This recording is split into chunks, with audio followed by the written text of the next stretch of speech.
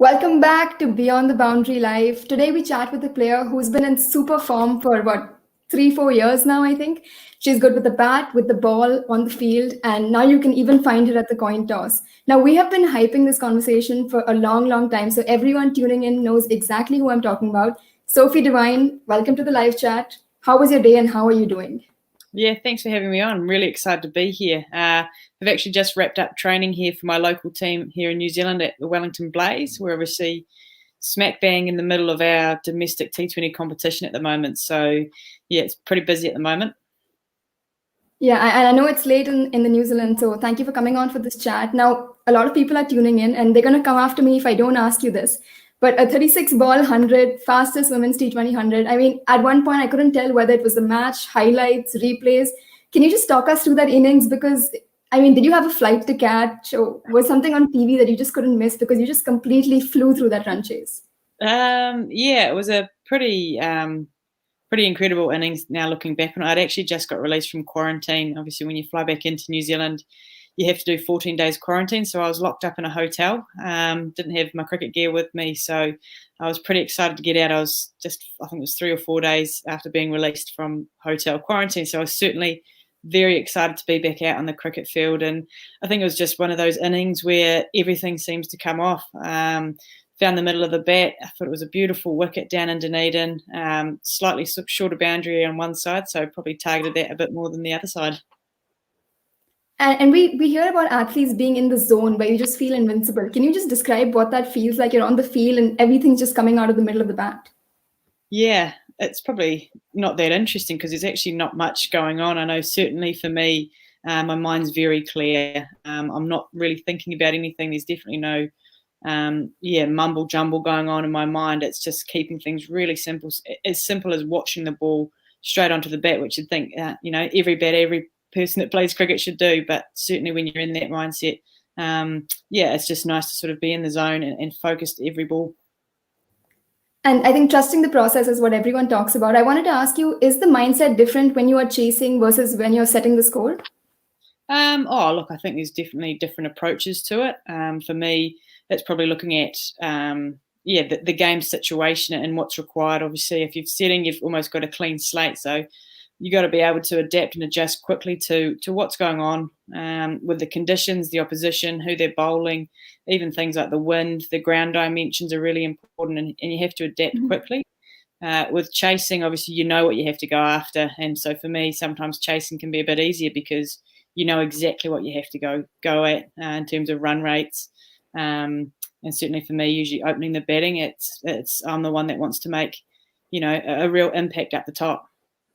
And your opening partner, Maddie Green, I mean, she had the best seat in the house. What was the conversation between the overs? Was she just saying, yeah, all right, do your thing? She was very good. She's obviously played a lot of cricket with Maddie, both in Wellington and New Zealand, and she was just trying to keep me calm, I think. I sort of wanted to hit every ball for 6, but she was sort of saying, keep playing good cricket shots, keep it simple, keep watching the ball. And from her perspective, she was being really selfless in terms of, she was like, look, I'm just going to get you on strike. You just keep going. She did mention to me at one stage, you're on for 100 here. And I was like, I'm not even thinking about that. I guess I was so focused and in the zone. I was just like, what's the next bowler doing? Right, I'm tuned in. So, it always helps having a really switched on batter down the other end. And you mentioned you flew in back from the WBBL. Just talking about your first season with the Scorchers, 460 runs in 12 games, player of the series, first woman to hit 100 sixes in the WBBL. On a personal level, not too bad, yeah? Yeah, look, it was certainly very pleasing for me. Obviously, new team this year, which I was very nervous about. Really excited to be a part of the Perth Scorchers, obviously seen them from afar and really enjoyed my time with them this year. I guess I was always wanting to make an impact and wanting to do well with both bat and ball, and obviously with the captaincy too, it was certainly something that I wanted to lead from the front. So again, it helped having a great batter down the other end, and Beth Mooney. She was incredible and made my job a lot easier with the bat. I thoroughly enjoyed my time with the Scorchers. Hopefully I'll be back. Absolutely. And just a word on the challenges you've initiated in the WBBL, going all the way back to the headband challenge, the zinc challenge, and then in the village, the multi-sport challenge. Just tell us about how sort of your platform and charity work, fundraising, and viewership of the WBBL all just comes together. Yeah, I guess it probably, I never really anticipated for it to get, I guess, the coverage that it did, but I'm certainly really proud that a lot of people got on board. I think that's the fantastic thing about the women's cricket community is that we are quite small and we're very well connected. So, yeah, going all the way back to the headband and zinc, the fact that other players, other teams got on board was awesome. Obviously, this year being in a little bubble was a little bit different, but able to still, I guess, put some challenges out there. And again, the players and the teams were awesome in terms of jumping on board. And for me, the biggest thing is about raising awareness for some incredible charities, giving them some much needed funds where everyone knows at the moment things are going pretty tough with COVID and whatnot going around. So, yes, certainly really humbled to be able to, I guess, raise awareness and direct funds to where it's needed. Yeah, and the coverage has been fantastic. I mean, across the globe, we've been watching it, we've been following along. Elise Villani trying to get it back in the hoop as well. So just looking forward to, obviously New Zealand's going to be hosting England and Australia. It's exciting fixtures coming up. What is the mindset and the preparation of the team going into that? Yeah, look, I think it's fantastic preparation for us. So obviously, a lot of credit has to go to New Zealand Cricket for being able to organise tours here at home for us.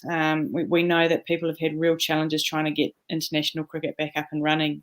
So we are very fortunate to be able to have two of the best sides in the world at the moment coming to us, and especially with the 50 over World Cup just 12 months away now. I think it's ideal preparation for us. We're going to certainly be really tested. I think it helps that we're coming off a big diet of our own domestic cricket. So fingers crossed we'll have some players in good form to take on both the English and the Aussies. And you talk about the World Cup. The last ODI World Cup was won by the hosts. The last T20 World Cup was won by the hosts. Obviously, it's at your home now. What is that sort of mentality? And you obviously want to continue that home advantage and winning streak. Oh, look, I didn't actually know that, so it'd be certainly nice to continue that trend in terms of the host nation winning. But look, again, I'm certainly privileged, hopefully, to be leading the team at a home World Cup. It's certainly something that will only probably happen once in my career, and as soon as I knew New Zealand was hosting, it was certainly a very special moment for me. And I know the whole of the country is looking forward to it and getting behind women's cricket here on our shores. Yeah, I think, again, we're going to have to play some exceptional cricket to win the title. I think the competition is so open now. It's not just Australia, England, India that could win it. It could be any one of, 8, 9, 10 nations could win it on their day, which for me makes it even more exciting. Obviously makes it pretty hard, but also very exciting. And for the viewers as well, I mean, the coverage that this World Cup is set to get is going to be fantastic. Now, especially with you, I have to ask this question once again. Going back to 2012, 2011, you also played hockey for your country and field hockey. I mean, most people try to master one sport and represent the country at one sport. You've done it for two sports. So what is the key? I know you've mentioned the setup in New Zealand, the grassroots coaching and things like that. But what is really the key to help you sort of get at the highest level in two sports? Oh, I think New Zealanders are absolutely mad about all sports. I think you'll see kids out running around in the street.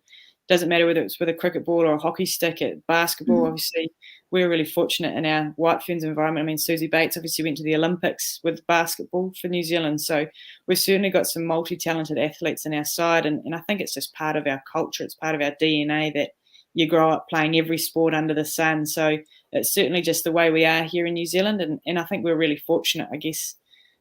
When I was juggling probably both sports, as we were very much amateur at that stage. Contracts, professionalism probably was only just starting to creep into the women's game. So I was able to play both sports, which I think about trying to do that now. And I'm not so sure. It's certainly a 12-month job being a professional cricketer. But I look back on those times really fondly. I think it taught me a lot as an athlete that hopefully I've been able to transition back into the cricket environment. All right. So before we get into the questions being sent in by the viewers, I have one question for you, which is we know you as this power hitter, and people always wonder, is it more time out in the middle or more time back in the gym that sort of helps you cultivate that power hitting? So why don't you give us some insight into that? Well, this might be insight for you. I actually don't really like the gym very much at all. If I could stay out of it, I certainly would. Certainly the last few years, I've probably focused a lot more on sort of yoga. Is sort of trying to find my strength from that. Obviously, holding poses for extended periods of time really does challenge the body, and it's nice for me to sort of stay out of the gym. Absolutely, I know it's a really important part of the game, and continuing to be strong and be being able to stay out on the park. But yeah, that's probably insight for you. I don't really like the gym. Well, yeah, that's definitely something new that everyone's listening to. So quickly, questions coming in from the viewers. Let's have a few questions up for Sophie. All right, the first question, the toughest bowler you've faced so far? Excellent question. Oh, it is a very good one to start with. There's probably quite a few. If I think about Australia, who I've played a lot, I think Elise Perry is obviously someone who's always challenged being able to swing the ball. Megan Shute as well. Very good friends with her, but for someone who can swing the ball as much as she can is really tough.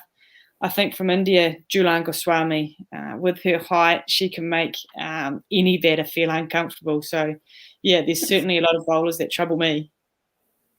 Right, and let's have the second question come up. All right, during the WBBL, while opening the batting with Beth Mooney, did you in any way try to remind her about the heartbreak the Aussies caused you in New Zealand? Oh, no. Oh, no, although you've just reminded me about it now.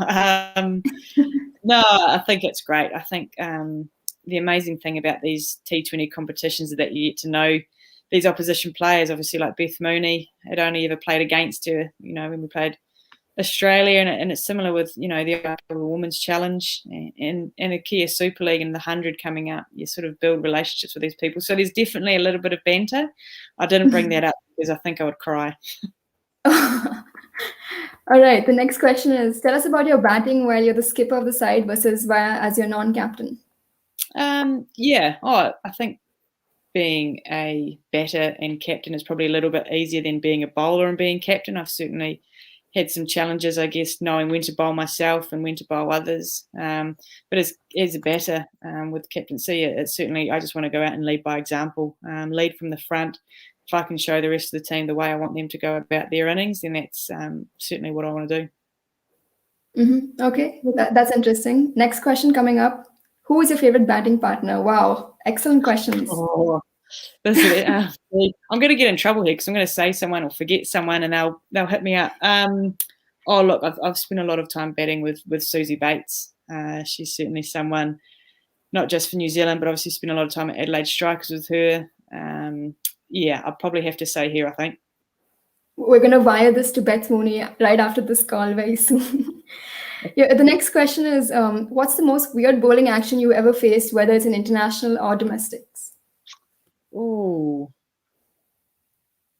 geez, that's a tough one. I mean, it's not a weird bowling action, but Poonam Yadav, being so short, has a fantastic bowler, PY, really challenges you because she comes from such a short height that her dip on the ball and her control is incredible. So she doesn't have a weird action, but certainly is hard to sometimes get used to facing. Yeah, fair enough, I think. The team you would like to represent for if the women's IPL was to be held? Oh, geez, this is another tough question. Look, I love the IPL. I love all teams. I think that's the great thing about it is any team could win on their day. If I had to choose, look, I think Mumbai Indians have been pretty successful, haven't they, on the men's side, or Chennai Super Kings, both fantastic sides. So I'd be happy with either one of those. Fantastic. So when that's set up, we're definitely going to contact you for that. How big a role has sport played in your life, developing as an individual and also humility adding to your greatness?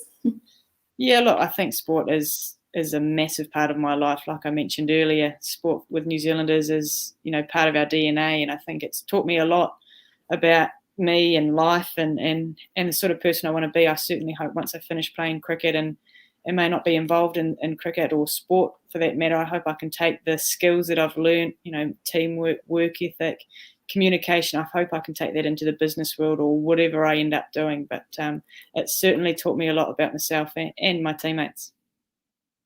Yeah, fantastic. And I wanted to ask you a question. Okay, right after this one then. The funniest banter sledge you can recall? Geez. I'd have to say Megan Shute is always full of just absolute banter when we're playing against each other. She does tease me a little bit and says I can't run as fast as her. She's a little bit smaller than me, so she says I'm a bit of a big girl that needs to get moving. But it's all in good fun. Yeah, and I think from her Twitter feed, we can all tell that she's probably the one who's going to have the banter on the field. But since you're an all-rounder, as a last question from my end is, you've spoken about, the toughest bowler to face, but as a bowler, who's the toughest batter to bowl to? Oh, yeah. Look, again, it's tough. I think, geez, who have we played against recently? Obviously at the World Cup last year. Beth Mooney at the moment. Alyssa Healy have been absolute powerhouses in the women's game, and it really is quite hard to go past them. Meg Lanning as well. I guess you can't have that conversation without mentioning her name there as well. I think Mitali Raj is, especially in 50 over cricket. I just don't know how you're going to get her out sometimes. She's an absolute, wall to try and break through. So, yeah, there's certainly some players, and they're all different. I think that's the great thing, is they're so different in how they go about their batting that it's certainly a challenge trying to bowl to them. Right. And on that note, just a quick message for anyone back home, especially young girls and boys looking to get into cricket. What would be your message to them? Oh, absolutely, to give it a crack. I think there's so many fantastic opportunities out there now, particularly for young girls, to pick up the cricket bat, pick up the cricket ball, and to give it a go. And most of all is to have fun and enjoy it. I know certainly even at the highest level, it really is about having fun and enjoying yourself, because if you're having fun, it's going to make things a lot easier to go by. Perfect. A great little message to wrap up this Beyond the Boundary Live with the New Zealand skipper, Sophie Devine. Thank you for your time, Sophie. And for everyone tuning in, thank you for coming on, and we'll see you in the next live chat. Thank you.